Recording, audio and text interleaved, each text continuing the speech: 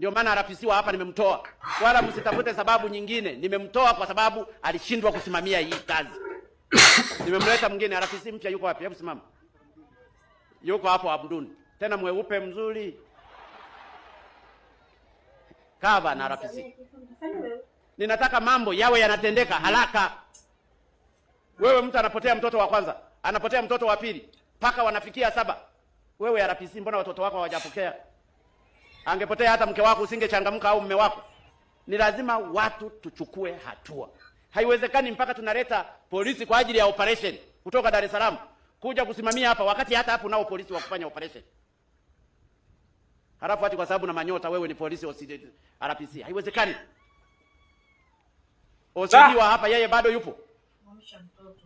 Tunakukumbuka kweli mzee. Naye aondoke. Magu. Sauti yako ulosema siku moja tutakukumbuka. Najua yuko hapa na nilinda sasa hivi. Naye leo sio OCD hapa. Naielewa sauti yako. Na sio mimi tu. Watanzania wote. Lazima watu tufike mahali tuwe tunawajibika katika maeneo yetu. Imefika kweli. Watoto 7 wanapotea. Hakuna kinachochukuliwa hatua. Mpaka tunaleta polisi wa kina 7 asikuja kufanya operation. Upo na